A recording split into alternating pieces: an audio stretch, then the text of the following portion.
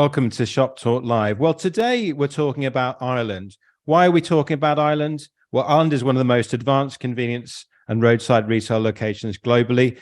The industry goes there regularly to get inspiration. And of course, we know the reasons for that.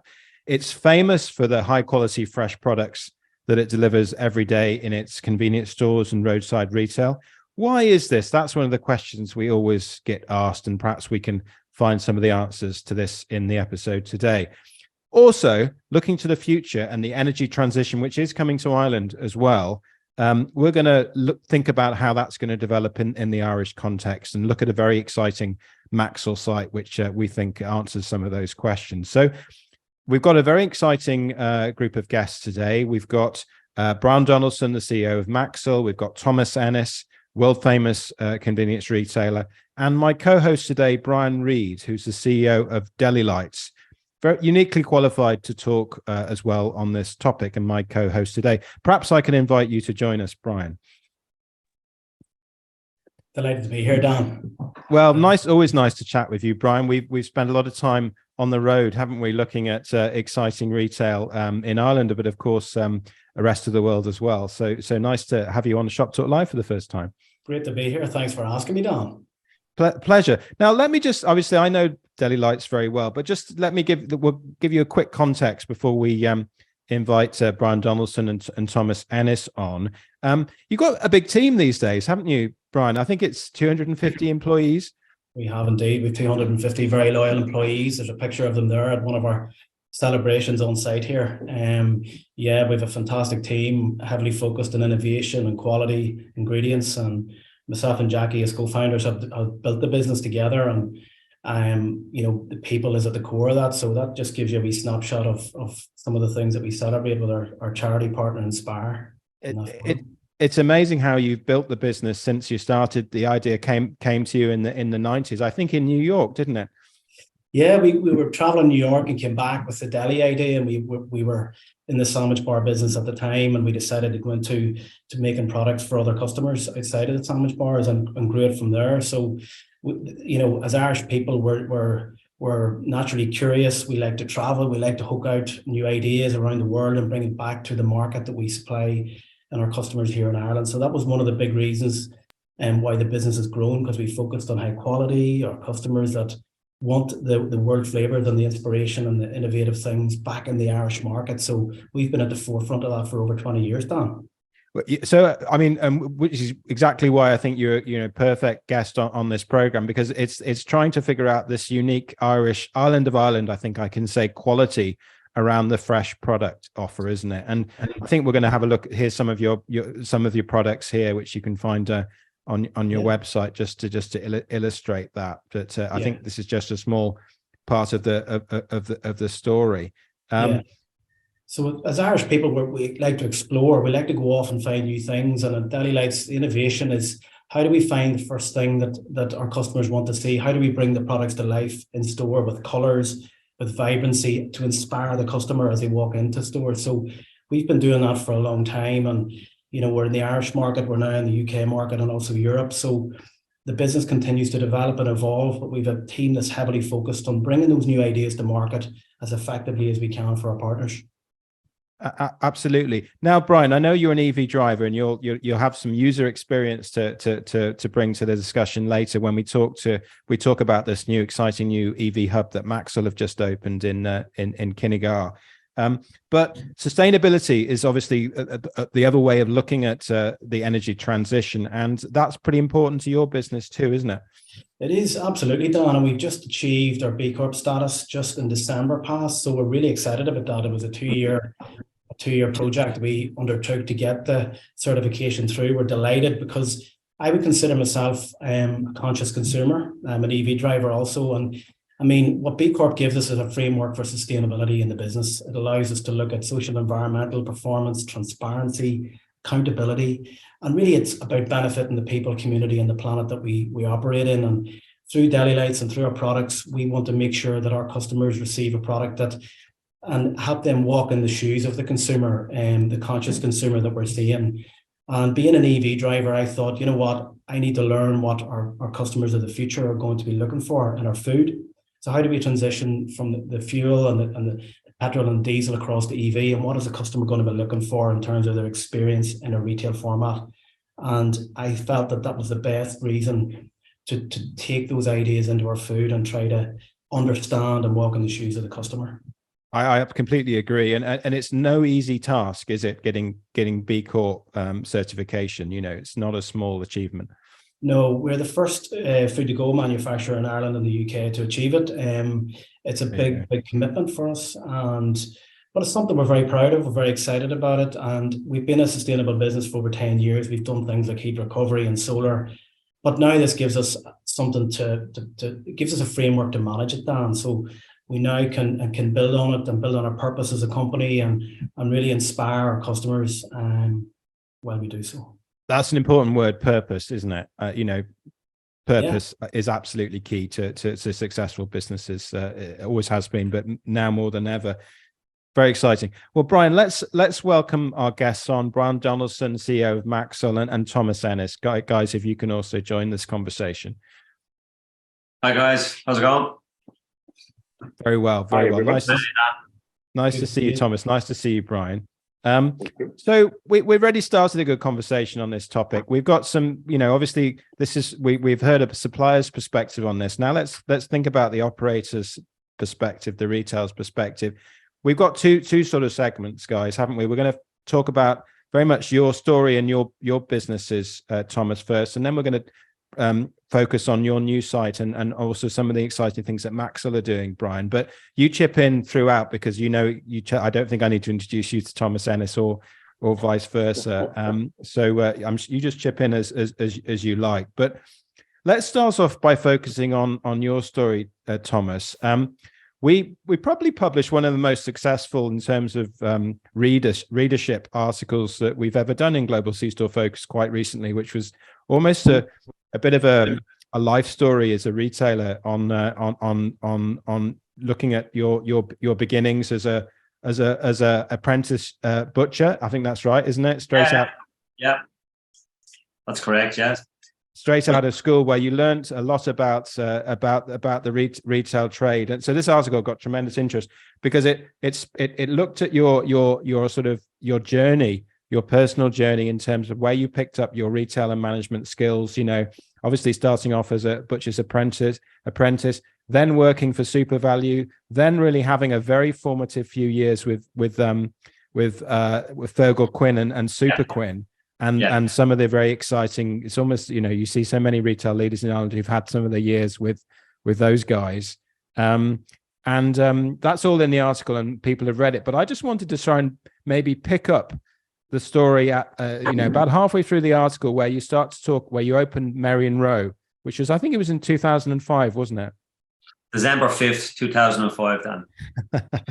And that store made a big impression on the industry. I think it's probably going to be, the most visited stores in Europe, in terms of other retailers coming to learn. What's the interest in that, Brian? What's special about that store? Sorry, Thomas. We were kind of, I remember opening that store and I had left Super Quinn in September. And then I'd kind of working behind the scenes with SPAR Ireland, pulling that shop together, recruiting and kind of my ideas of what I thought would work and their ideas. And it was a bit different compared to all the other convenience stores that were out there. Brian, you're not going to happy when you hear what I'm going to say. We didn't want pre-packed sandwiches back then. We wanted to make our own, and we wanted to have our own. We didn't want to be like everybody else, even though the Deli Lites products are fantastic and they're a really good product. But at the time, it was only fresh ways. So one of the things we said was that we'd make our own, we'd create our own SPAR branded product. And there was a signature sandwiches, Dan, I think you probably remember looking at them. You were at the early stages, you were there. And that was the range that we had created that we thought would sit well in the market at the time. We were the first to have a barista coffee offering, sit down with insomnia. Nobody else had that. Everybody had the machines. We were the first to have that. And believe it or not, 18 years ago, we were the first, if you remember, Dan, you were there when we opened, to have a touch screen. Remember, we had the touch screens at the door when you come in. That's right. Yeah, I remember. You come in, so the digital ordering system. So we had that in. It didn't work. So we had that. You could order at the front at the shop, print off in the deli, and you go and collect it. But we are probably ahead of our time because the Irish market wasn't ready for that at the time. They wanted to go and pick through the deli offering of what they actually wanted. So yeah, we were kind of forced to market with a lot of stuff at the time. So Brian Reid, pretty interesting store.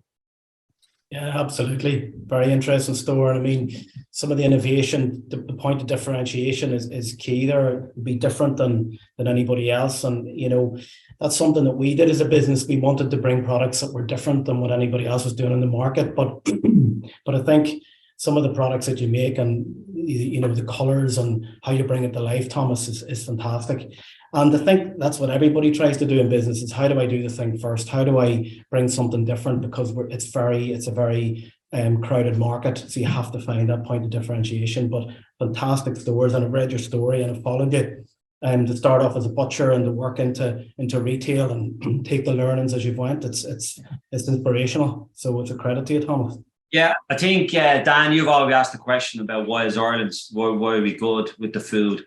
We take chances as retailers. We're not afraid to make mistakes. So, you know, I lost a lot of money the first quarter in that shop. I haven't since, but I did at the time because I took chances. And we had chefs there. We still have a chef with us. But we created our own food. Some of it worked, some of it didn't. But we didn't let it define us. The failures, we didn't let them define us. And you know yourself, when you're in the food space, and it doesn't work, it's expensive, you know, and it does cost you. But you don't let it define you. You park it and you move on. And I think that's what makes us different. And we're willing. I think I don't know. It's an Irish thing, but we're willing to take that chance and back ourselves. And if it works, brilliant. If it doesn't work, it's not the end of the world. You will always get learnings from your failures as well, and you just move on. We were lucky in that store. I have great people with me, and you know, our business is a people business. It's, you know, I could come up with the best ideas, but if I don't have the people to execute them, you're wasting your time. So we've good people around us that helped me and helped us develop some of the things we've done. You certainly do. Let's shout out some of them because I think, you know, I know you always do that, but it's Sandra McCormick, who's been your GM from day one, hasn't it? Yeah. It's Joanna Starron, who's your ops manager, and Anne Carter, Fresh Foods, isn't it? Yeah. So they're still with me. I don't know why, but they must be doing something right. But yeah, so and you let them as well. You let them be involved, and you let them come up with stuff as well. And you know, we travel as well, Dan. You know, we see a lot of like listen to Brian talking about New York. We do be there quite a bit. We cross in London as well. And we look at what's going on in the market, but everybody, every time it comes back to us as well in Ireland, you know, we've got some really, really good retailers. I think one of the best retailers globally, Tom McAvoy up in Rathfarland, you know, what he does up there, Milestone up there is just unbelievable. Another Maxol retailer. So it's, you know, yeah. I'm sure you've been there, Dan. That is probably one of the best stores I've been in globally. You know, it's a fantastic store. I have. Scott Annan introduced me to that store, and I was blown away by it. Is this in the blood? Do you think, Brian Donaldson? You know, in terms of this island of Ireland kind of, as you know, special retail powers or willingness to take a risk, as Thomas Ennis puts it. Yeah, look, I think it's in our DNA, but also I think it's representative of the size of the population on the island. You know, in so many markets where you have a big population, you know, people would focus more on the wet side of the business in terms of the forecourt. Whereas we've got to sweat the asset, we've got to try to drive more revenue, we've got to try to make our sites become destinations. You know, the level of competition right across the island of Ireland is extremely intense. You know, we're very ambitious, and I think as Thomas has rightly said, we're not scared to invest. And if we make a mistake, we change it, but that doesn't stop us from going back again in terms of looking at new concepts and new ideas. I think that's a very good point. And Thomas, like you know, you were very honest in the article, which is obviously one of the other reasons for its popularity. And you're a multi-site. You know, you've got, how many sites have you got altogether now? 11 now. Your second. Looking at number 12 at the moment, Dan, which is going to be totally different as well. So look forward to that. But interestingly, in the article you talked about your second store, which at Kelbridge, wasn't it? And that was there was some big learning. You're very honest about the learnings from that store, aren't you? Yeah, that was 2008, just at the beginning of the recession, I suppose, where everybody told me that I was crazy to go into it. But being a typical entrepreneur, I didn't listen to anybody. So I went out anyway, and I got it wrong. Everything and anything that could go wrong in that site. I'm still scarred by it because I haven't made that mistake again. The timing was wrong. And we all know sometimes these things is about time, and the country wasn't in a great place. Our consumers have been advised to go to the discounters. They weren't shopping local with their local retailer. They were going to the discounters. That's so that was one of it.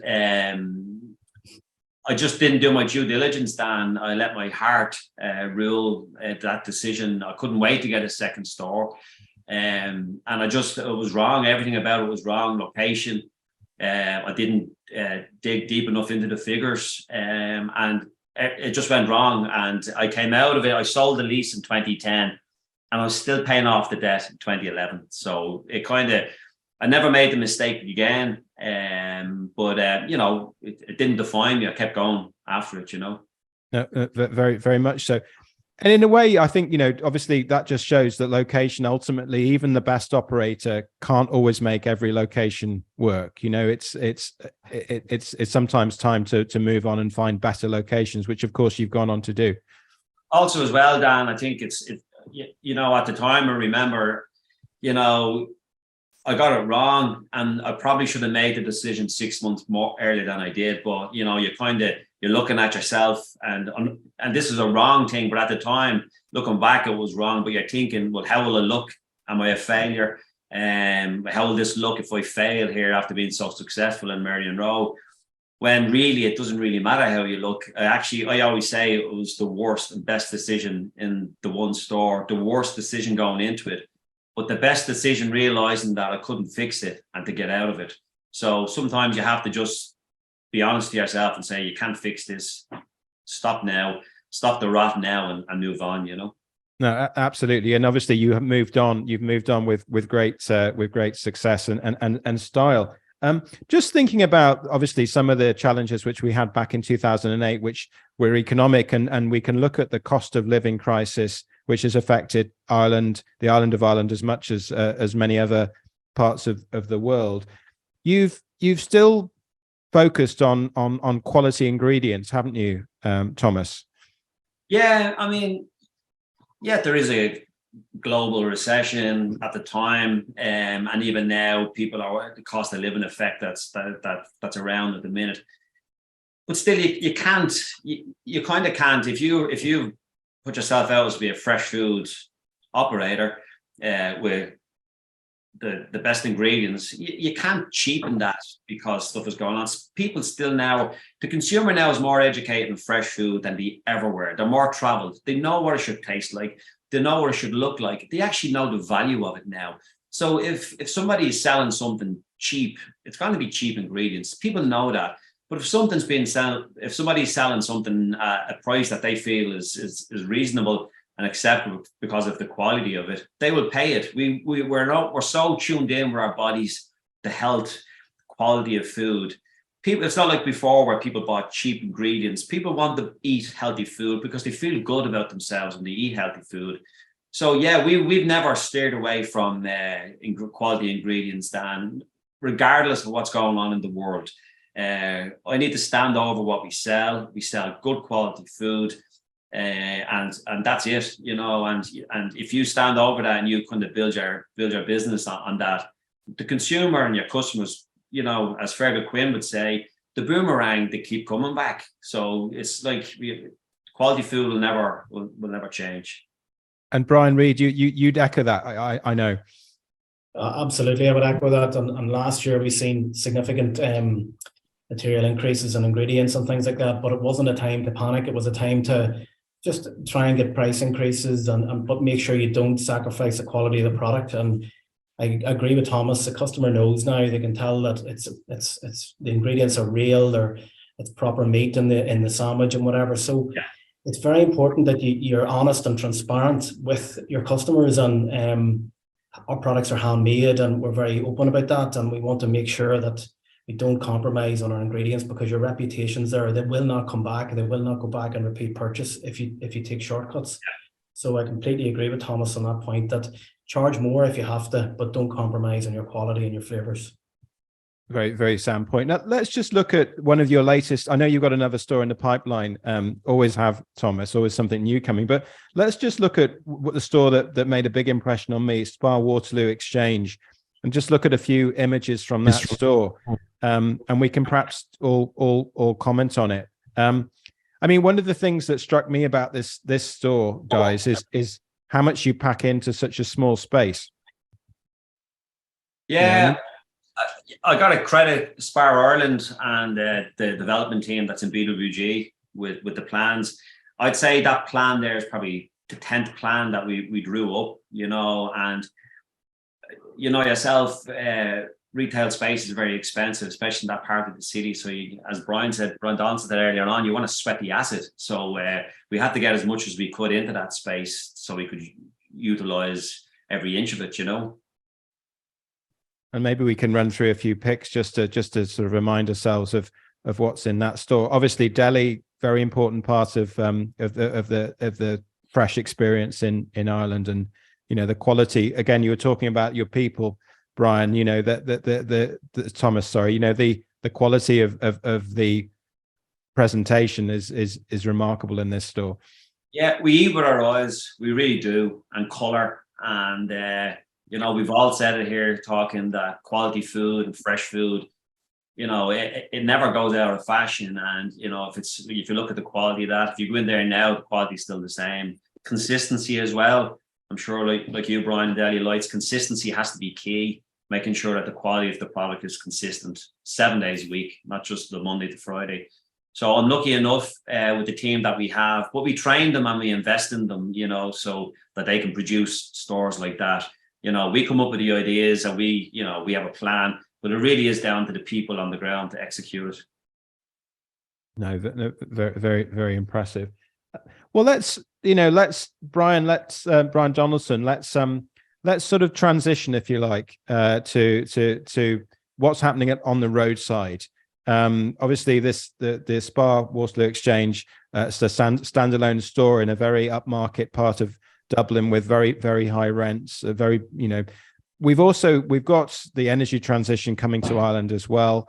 And Maxol have just recently produced a very nice little video on your latest, one of your latest stores. It got a huge attention globally. It was very nicely done video, but really showed some quite unique features on this site. Brian, shall we we'll ask you to talk about it, but shall we just all watch that video and really have a think about some of the unique features, and then we can all dive into this.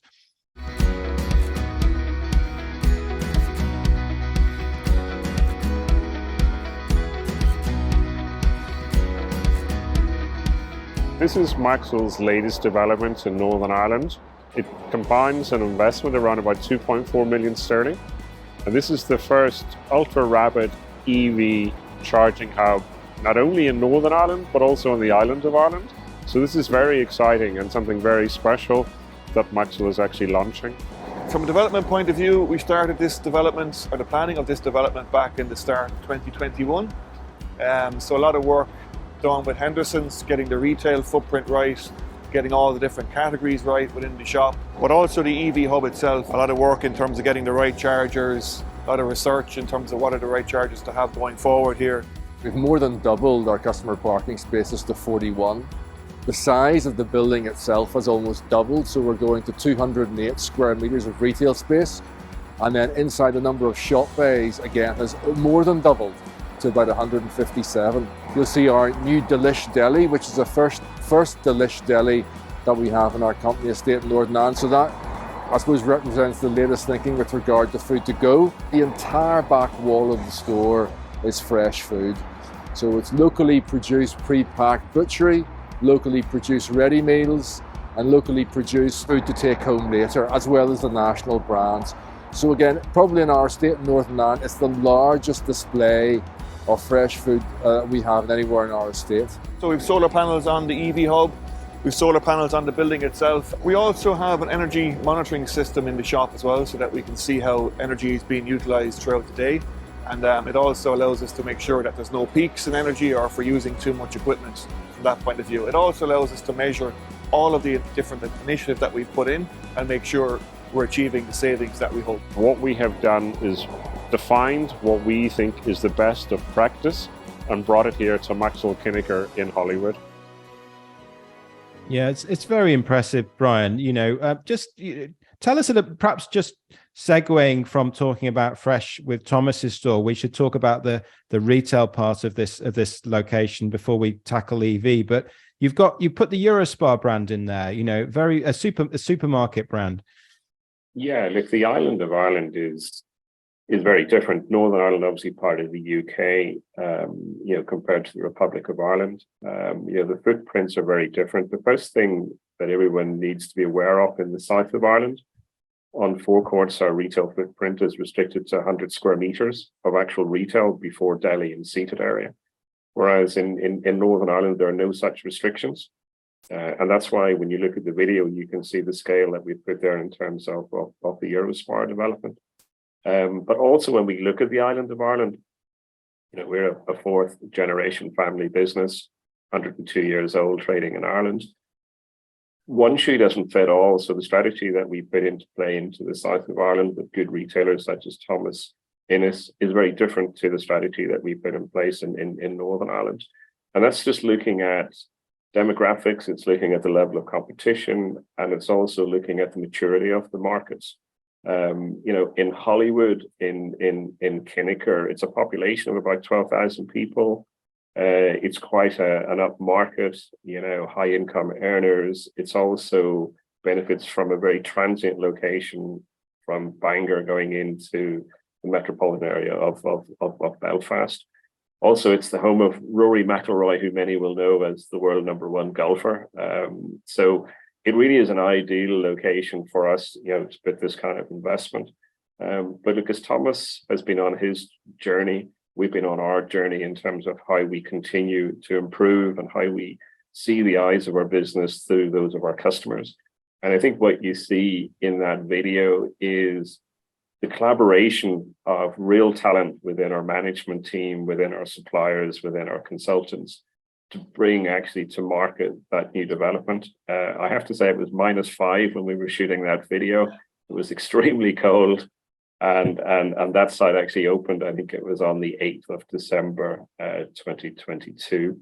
But look, the pictures tell the story, but in terms of the strategy behind it, that's really our blueprint. That is what we were going to use to try to roll out more of what we see, catering for the changing needs of consumers, not just in terms of putting food into their fridges or into their households, but also in terms of the change in mobility.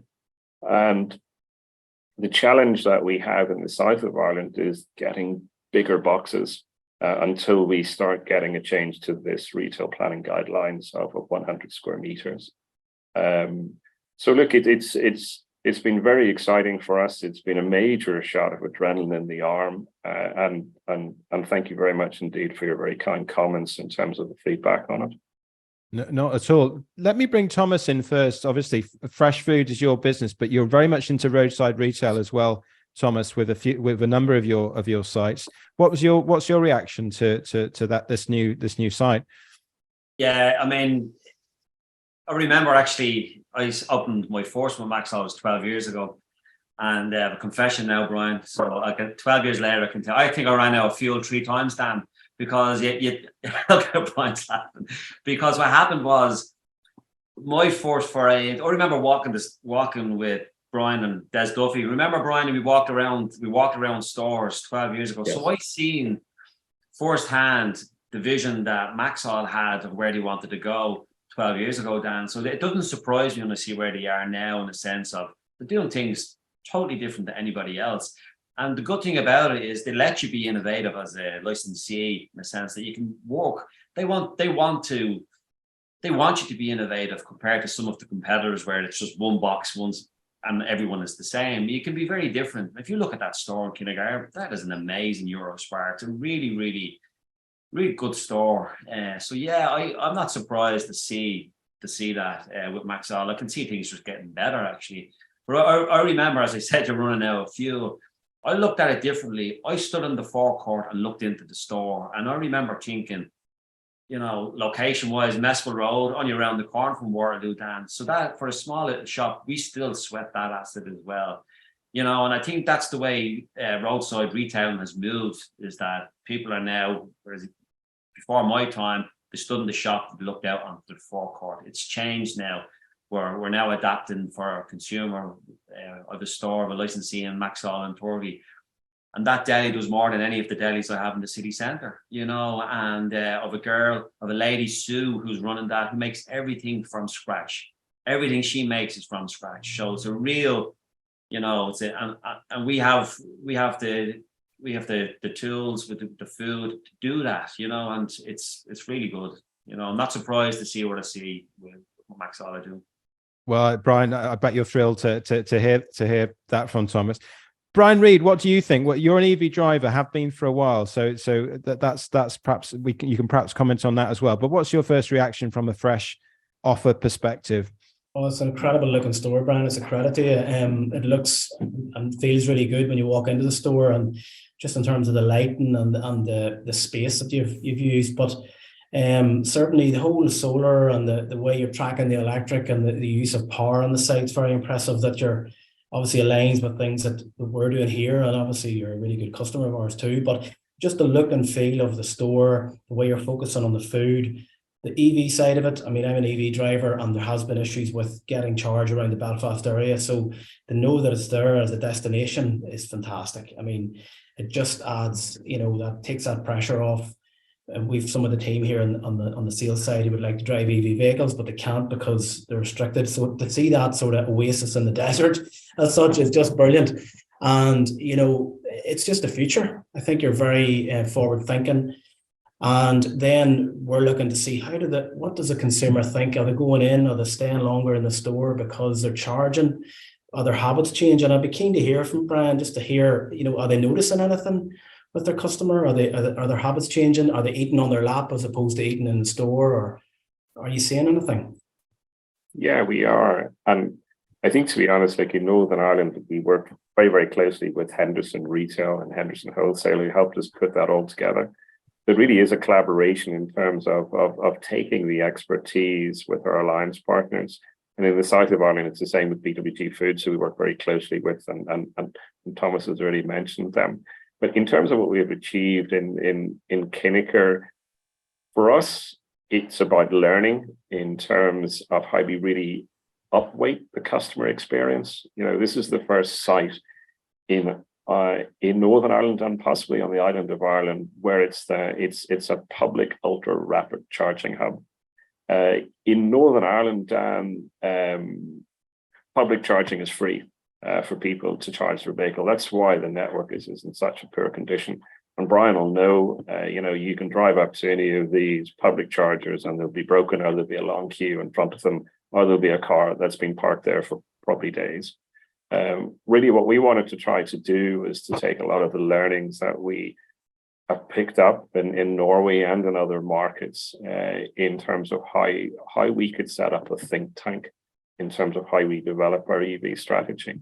In Kinnegar, you'll see that we've created our own sub-brand, Maxwell Recharge, and we put the gantry there. We're probably going to start actually pricing the kilowatt charge at some point in the not too distant future.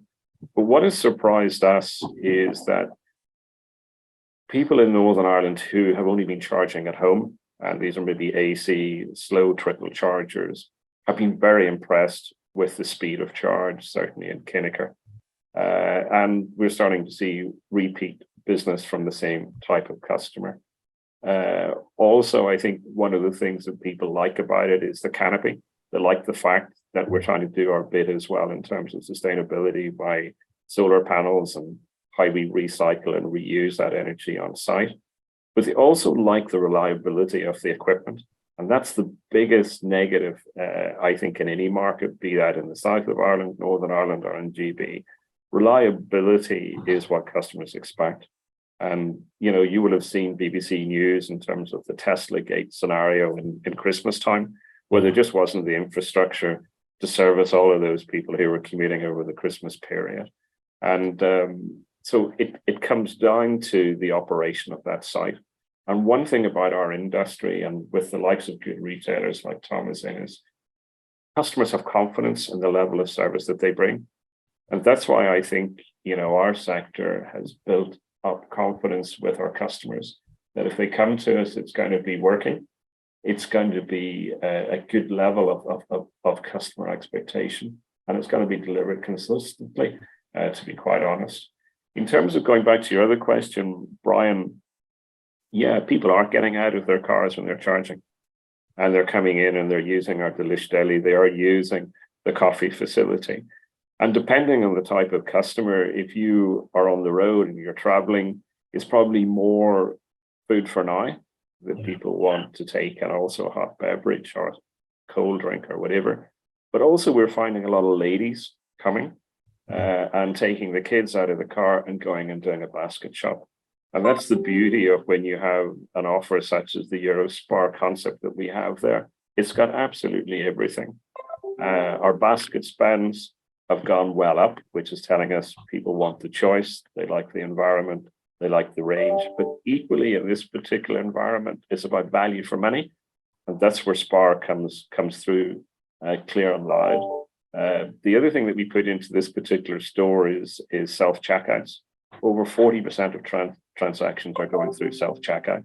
So that tells you as well that people want convenience and they want speed of service, and they're quite happy to do it themselves. So for us, look, it's been a bit of a revolution in terms of the learnings. It's still very early days, but what we're seeing is we believe that over 50% of those customers using the EV Hub are shopping within the Euro SPAR. Now, whether that's down to novelty factor because of the scale and the choice of goods that we have in there, the time will tell. But as you will know, Thomas, whenever you open a new development, you want nice gradual growth. You don't want a big peak and then the thing drops. It's building very, very nicely. And that particular site is operated by Henderson Retail. So fair play to them and all of their staff who maintain the highest of standards in store, within food service, but also in terms of the forecourt. And, that particular site also hosts our traditional liquid fuels forecourt. And we introduced our own sort of premium fuel range there as well. And it's got our latest, corporate branding as well, which is all built around our ESG strategy. Everything we do now is about how do we reduce the energy consumption. And that means investing in technology. And also it means that we need to do things better. And sometimes you've got to invest up front to save the running costs of the business into the future. That war of refrigeration is the latest closed door CO2 refrigeration that you can buy. It is expensive, but we're seeing the benefits in terms of how we're managing and controlling the energy costs. I think a very, very interesting point, Brian. In a way, I think Maxwell, to be fair to Maxwell, I mean, I think you've done a lot of hard yards, haven't you, in terms of the travel? I mean, we've been in Norway. I forget how many times, and you're obviously part of our mobility roundtable, which McKinsey acts as our knowledge partner, and we meet 4 times a year with a lot of other retailers to talk through all these issues, don't we? And you've been spending time doing these things as a company for years, haven't you? This didn't just appear, did it? This site?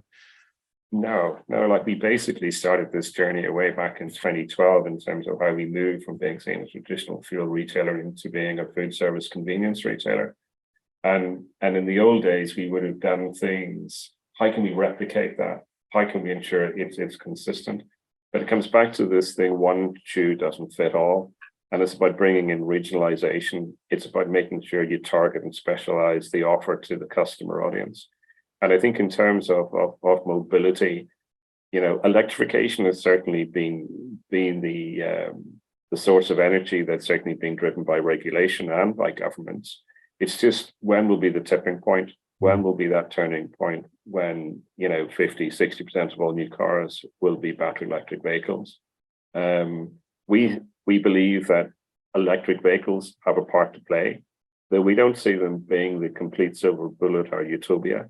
Petrol cars are still increasing in sales. I think there was a bit of a flip around in terms of their growth. Okay, diesel is certainly pulling back as a percentage of the mix. The percentage numbers for electric vehicles are very high because they're coming from a very low base. But certainly, the transition to low emission, zero emission vehicles is happening. And I suppose the big question for everybody with cost of living crisis, will that slow down the transition or will it accelerate? Time remains to be seen. Time will tell us on that pretty soon. But our view is that we got to lay down the foundations now. In the south of Ireland, we've just received planning permission to do a similar development at Maxwell Newbridge in terms of what you would have seen at Kinnicker in terms of the EV hub. We want to do the same in Maxwell Ballycullen. And we also have rolled out EV chargers and other developments in Northern Ireland as well. So we want to be positioned for whenever it actually does turn. And I think one of the things that we are known for is the quality of a retail operation. And it comes back to Thomas, we don't directly manage any of our sites. They're all independently managed by independent retailers who have a real flair for retail, who really want to deliver the best customer experience. And that's what keeps people coming back. The boomerang effect is absolutely right. And I think one of the things our industry, Dan, has benefited from on a global basis, we actually have had the COVID bounce, because it actually drove a lot of new customers into our locations because the majority of them are all neighborhood or they're in areas where they're light industry. And I think that in itself gave people the opportunity just to look at the breadth and range and the value and the quality of the operation. And those customers have become sticky customers, which is what we all want. And that's given us a real base on which to build upon. And I'm sure Thomas has seen the same within his business, and also Brian in terms of the many retailers that you supply really within our sector. Absolutely. Very wise. Brian, do you want to comment?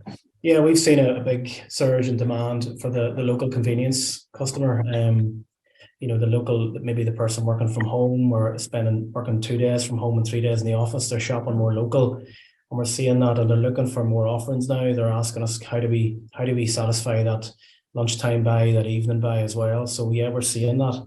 And in terms of the charging, the 30-minute charge that it normally takes about 30 minutes to charge a car. So can I go in and shop for later when I'm in there? Can I use that 30 minutes to do a longer shop? And that's where the SPAR comes in, because they offer more products for the evening or whatever. So it just changes the dynamic of the customer and what they're looking for when they're in the stores, I would imagine. Yeah, I mean, two of the big learnings I think we've been discussing a lot, Brian, haven't we, on our different meeting points on this, whether it's online or in visits to other countries, is as this becomes more of a mass market, and it's not, if you like, it's not just like a small group of people who've got EVs who perhaps haven't got to use their day efficiently. It becomes mass market. People have to find an efficient way of using that 20 or 30 minutes as well, rather than just have a coffee. Obviously some people have got time to sit around and have a coffee, but it's a long time to regularly have to idle away. If they can use that 20 or 30 minutes to do something else as well. And obviously this is why I think the Eurospar fit is such a good one. Then or the retail opportunity has to kind of deliver for that 20 or 30 minutes, doesn't it? So I think that's certainly a big learning that's come out of other markets, and you followed up on. I think the other interesting thing is around the reliability issue. I mean, one of the things that I think a lot of the research shows, in lots of markets, is that although a lot of people are very interested in the on-the-go charging opportunity, not everybody is very good at developing the customer experience. And I think that's the other thing. You have thought about your EV drivers by providing a canopy for them in this new site. Well, that's actually not typical of what we see globally. But they're not waterproof just because they drive an EV. They want to they want to be looked after as well. And I think that's where our industry has a real strength. It's thinking about the customer experience. We did a refit, Dan, in Maxwell and Torvey, and we kind of extended and opened up the grocery part of the store, which wasn't there originally. We extended it. We opened up our dairy wall. You could do a top-up shop there now at the moment. And we know it's just what Brian was saying, that you did have people that were coming in, charging their car. And back to the confidence thing, they knew they had confidence to come in quite regularly. It wasn't just we had a 1 week, we had a consistent range of products, top-up shop products that distressed purchase.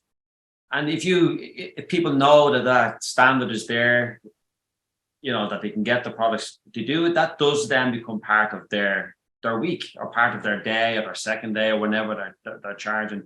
So I think as retailers, there's no point in us having these charging stations, and no point if we don't give the option then to come in and use that 20 minutes, a half an hour productive, because we all have busy lives. If you're coming home to drop kids training or do whatever you need to do, if you can be productive in that 20, 30 minutes and do a top-up shop or grab a few bits, I think it's important for us as retailers to have that facility there for our customers. Wise words. Brian Reid, any final thoughts?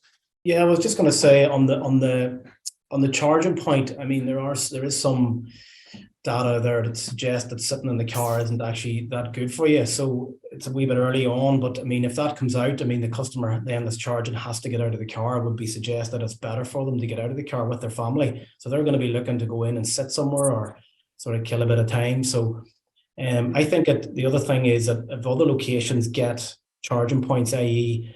other types of businesses, the retailers have to work that wee bit harder to make sure that they're the point that the customer goes to charge. So when I go there, I want to walk in and get that consistently good coffee, that consistently good sandwich and food for later. So it's just picking those partners really well. It's going to be key, I think.